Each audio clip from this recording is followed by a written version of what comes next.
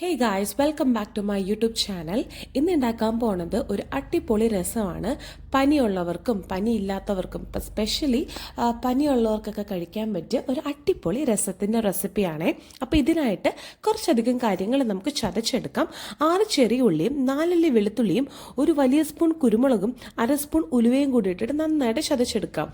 ഇനി ഒരു പാൻ എടുത്ത് അതിലേക്ക് ഓയിൽ ഒഴിച്ച് കടുക് പൊട്ടിച്ച് ഇതിലേക്ക് കറിവേപ്പിലയും കൂടി ഇട്ട് ചതച്ചതും കൂടി ഇട്ടിട്ട് ഒന്ന് സോട്ട് ചെയ്തെടുത്തതിന് ശേഷം ഇതിലേക്ക് നമുക്ക് പൊടികൾ ഇട്ട് കൊടുക്കാം. 1 സ്പൂൺ മല്ലിപ്പൊടിയും 1/4 സ്പൂൺ മുളക് പൊടിയും 1/2 സ്പൂൺ മഞ്ഞൾപ്പൊടിയും കൂടി ഇട്ട് നന്നായിട്ട് ഒന്ന് മിക്സ് ചെയ്തെടുക്കാം. ഇനി നമുക്ക് വേണ്ടത് തക്കാളിയാണ് കേട്ടോ. ഞാനിവിടെ ഒരു വലിയ തക്കാളിയും ഒരു ചെറിയ തക്കാളിയാണ് എടുത്തിരിക്കുന്നത്. ഇനി നമുക്ക് അതിലേക്ക് ഉപ്പും കൂടി ഇട്ട് കൊടുത്തതിന് ശേഷം മൂടി വെച്ചിട്ട് ചെറിയ ഫ്ലെയിമിൽ നന്നായിട്ടൊന്ന് കുക്ക് ചെയ്തെടുക്കാം.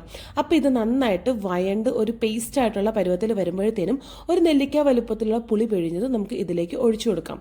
അതും കൂടി മിക്സ് ചെയ്തതിന് ശേഷം മെയിനായിട്ട് പച്ചവെള്ളം ഒരിക്കലും നിങ്ങൾ ചേർക്കരുത്, ചൂടുവെള്ളം വേണം കേട്ടോ ചേർക്കാനായിട്ട്. നല്ല തിളച്ച വെള്ളം ഒഴിച്ചു കൊടുക്കുക. ഞാനിത് ചെറിയ ക്വാണ്ടിറ്റിയിലാണ് ഉണ്ടാക്കുന്നത്.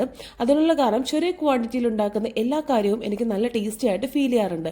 ഇതൊന്ന് തിളച്ച് കഴിഞ്ഞ് അതിലേക്ക് കായപ്പൊടി നമുക്ക് ഇട്ട് കൊടുക്കാം കേട്ടോ. ഇതിലേക്ക് നമ്മൾ മല്ലിയിലയാണ് ഇട്ട് കൊടുക്കുന്നത്.